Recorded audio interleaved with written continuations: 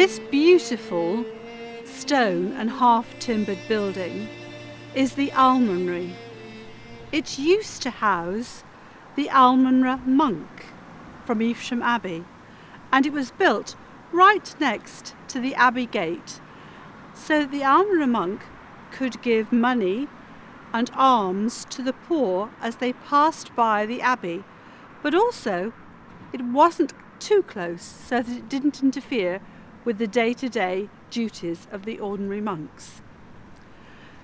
In January 1540, when the Abbey was dissolved, the Almonry remained, and it passed to the then abbot as a private house.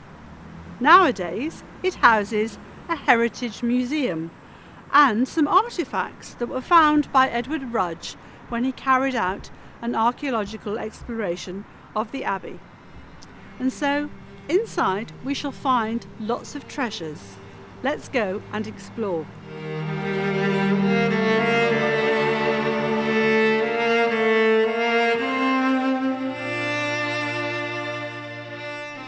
Here we are in the garden of the Almonry Museum in Evesham with the curator Ashley.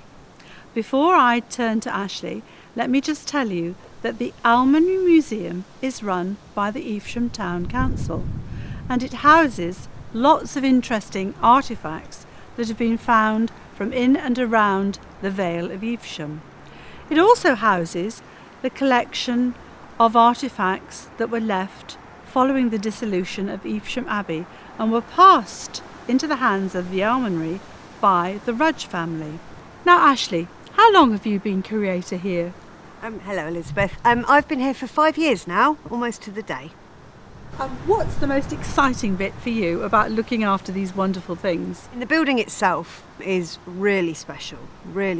But just the variety of objects we've got in the collection. We've got everything from archaeology through to the Abbey, Simon de Montfort, and lots of Victorian artefacts as well. We've got a Victorian schoolroom. You know, we just tell a really big, wide story of the history of Evesham in the Vale. Lovely. So there's lots to recommend to families and young people. Definitely, yes, yeah. And we have events and exhibitions on throughout the year as well, so something for everybody to find interesting. And something to really bring the history of the town to life. Absolutely, yeah. I mean, I think, you know, you hear stories of the Abbey, but I think actually seeing objects from the Abbey, it really helps to bring it to life, and you can then start to think about the people who lived there, the impact it had on the town. So yeah, it's really important. And we can see that you're having lots of restoration work done on the outside of the building. I would imagine there's a big upkeep from a 14th century building. Yeah, there is. I mean, the Almonry is 600 years old, so she needs a bit of TLC, bless her. We need to do some restoration work, some serious restoration work on her, and hopefully we'll be able to do that sort of moving forward and quite quickly as well. And can school parties come and visit you for educational visits? We'd love schools to come. We're more than happy for them to come. We do in-house sessions, so we can do either half-day or full-day sessions, and we can cover topics on the Abbey, on Simon de Montfort. We can do Victorians. We also have a series of loan boxes as well that we can lend out to schools so they can use some objects in their classroom. It's really good for children to handle objects themselves. Reading books and looking at things on films is fine, but actually to be able to hold something, Ashley, and to be able to think that someone walking in the Vale of Evesham in Roman times or in the Stone Age times, whoever held this precious object and it was part of their life. Do we know who the first man ever to set foot in Evesham was? Well, I mean, the legend is all about Eof, the swineherd who lost his pigs by the river and saw the vision of the Virgin. So we could probably say that Eof is the first man of Evesham, as Evesham is supposed to derive from Eof, his name, and Hom, which was the Saxon name for village. So Eof's Hom gradually becomes Evesham. So we could probably call Eof the first man to set foot in Evesham. Excellent. And of course, Evesham has always been the place for wonderful agriculture and fabulous fruit and vegetables because of this lovely microclimate. It has the Cotswold Hills to the south, and it has Breeden Hill to the west, and then it has the ridgeway to Redditch, and so it's surrounded, isn't it, and by the hills, which make it great for early vegetables, early fruit. It creates a lovely warm microclimate, and I think there's evidence that right from the word go there were people living, growing and feeding the communities from Evesham. Yeah, I mean, Evesham is in the Vale. It is very green, and it is an ideal place for growing. And as you say, we've got a long history of growing in Evesham. I mean, Evesham is famous for its asparagus, which is now protected. Vale of Evesham asparagus has to be grown within the Vale of Evesham. And we have Pershore plums as well, which fall into the Vale. So yeah, we are quite famous for our growing. And here at the Almonry we have a collection of horticultural objects and also the industries that relate to that. So everything from sort of veterinary services through to gloving, fletching, everything, thatching, all kinds of different services that helped that horticultural industry. Well, I don't know about you, Ashley, but I'm a daughter of the Vale, and my father, my grandfather and my great-grandfather were all growers.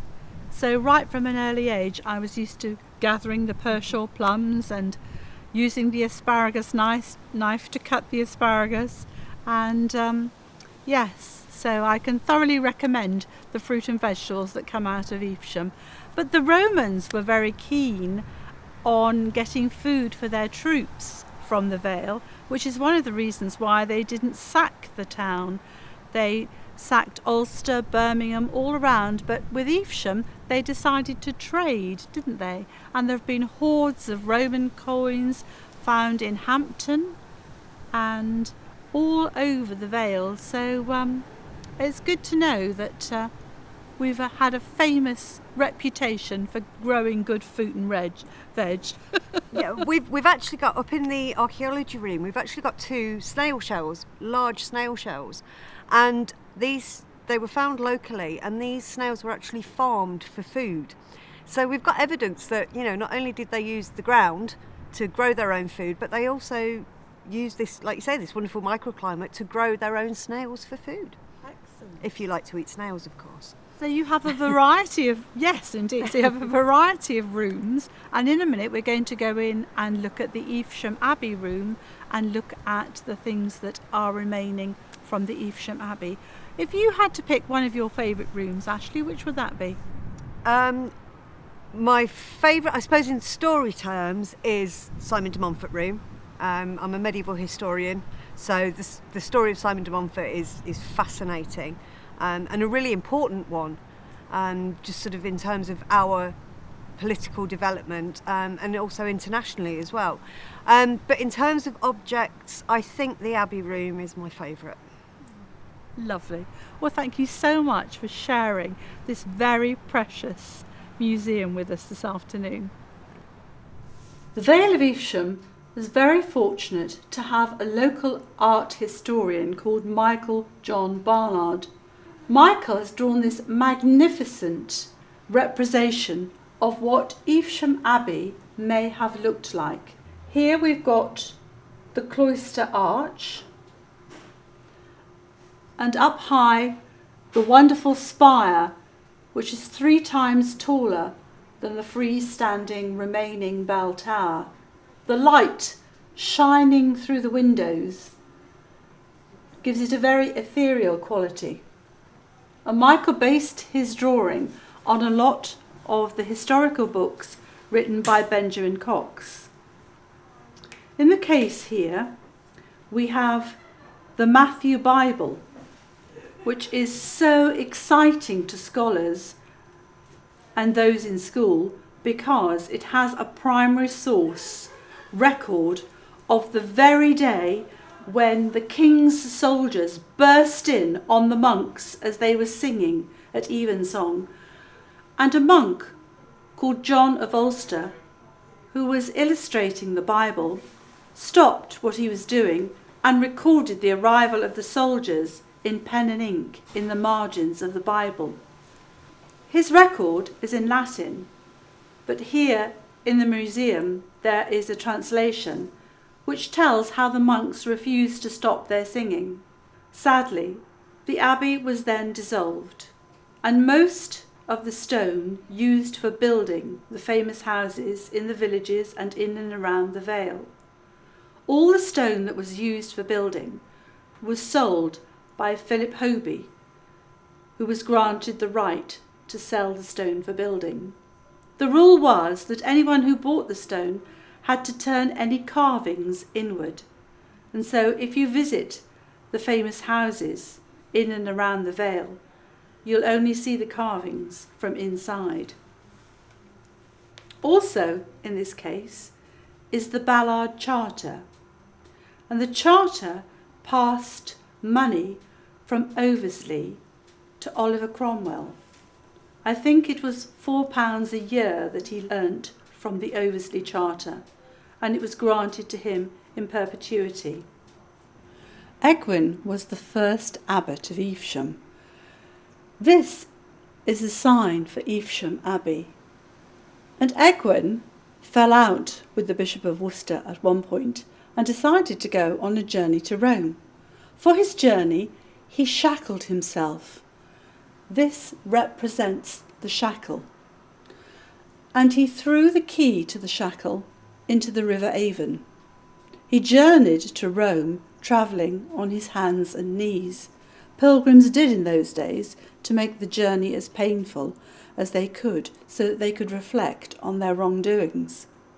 When he got to Rome, he told his servant to go and catch a fish for his supper. Legend has it, the servant caught the fish, and when he cut it open to prepare Egwin's supper, inside he found the key to the shackles. The children who go to St Egwin's School in Evesham today are all taught the legend. I'm not sure they all believe it. This magnificent piece of furniture is believed to date back to 1335. It's the abbot's great chair from Evesham Abbey. It's on loan to the museum by the Rudge family.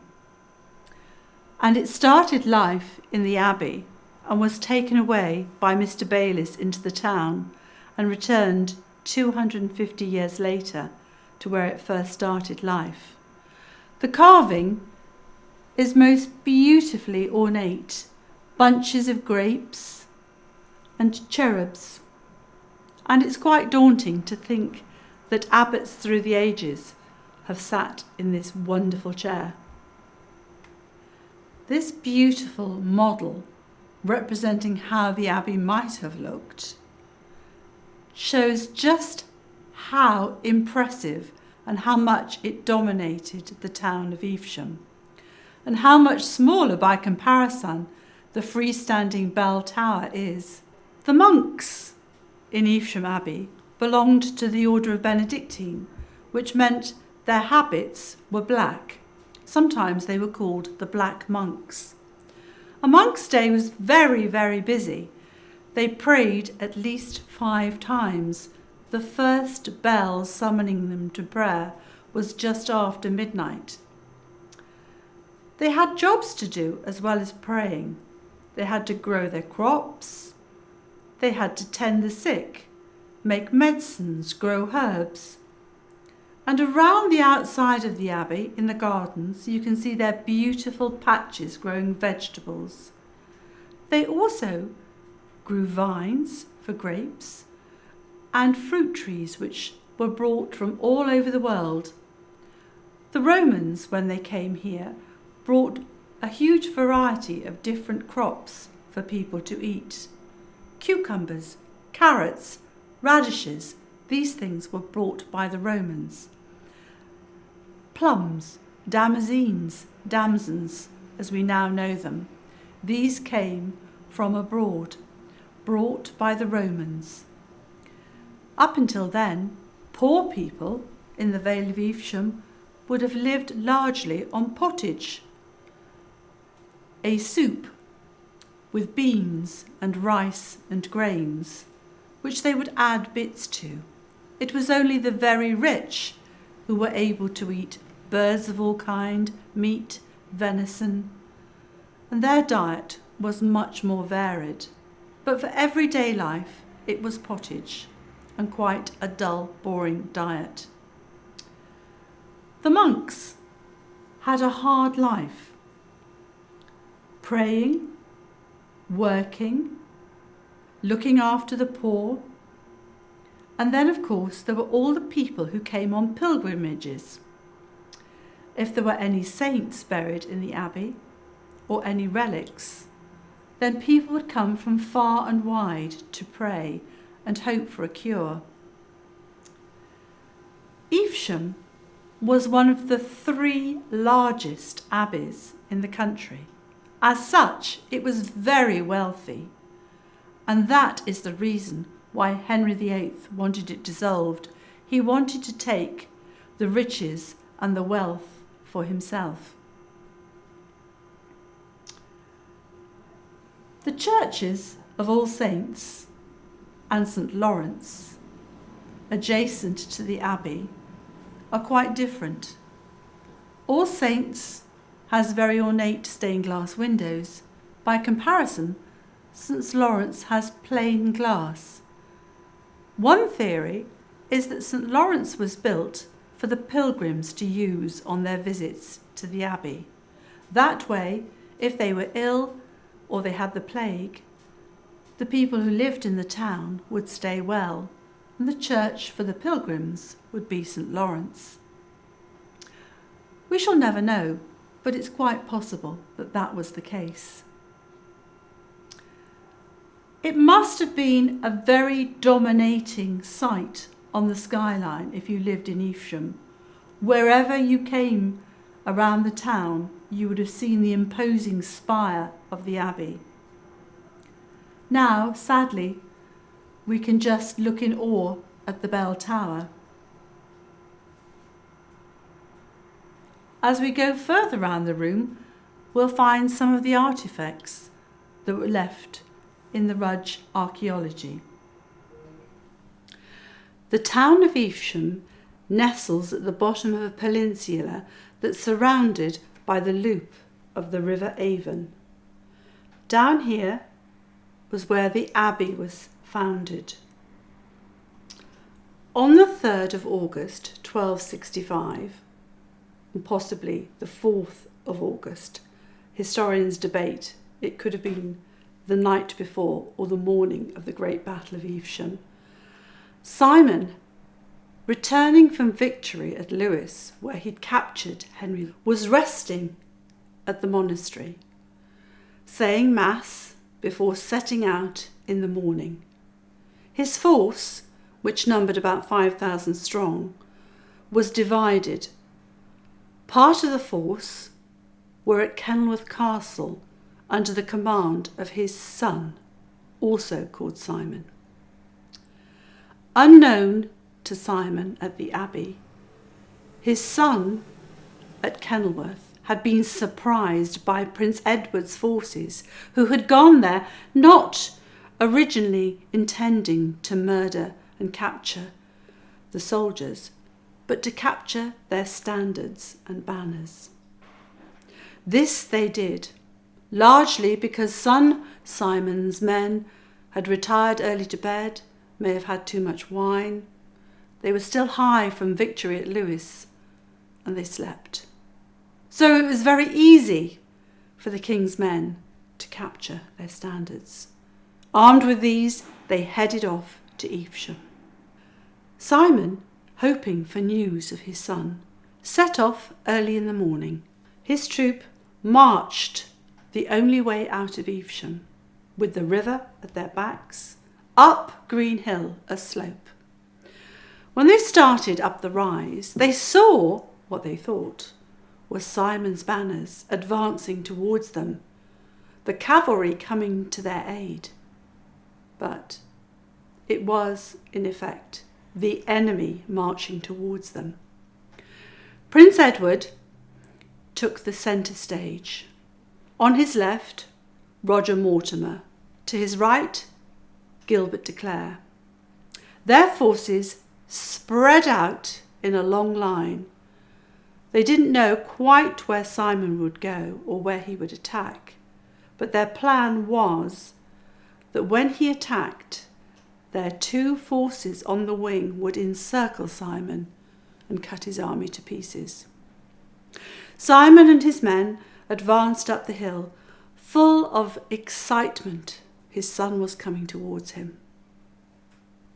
When he realised he'd been duped, it was too late. Anyway, he had nowhere to go.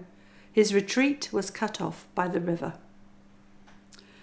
So he guided his men. They held mass and they were resigned to their fate. Simon and his men were cut to shreds. Simon on horseback was an easy target. Prince Edward's knights surrounded him and hacked him to death brutally. Some of the men fled, trying to escape and ford the river at what's now known as Dead Man's Eight on the way to Offnham.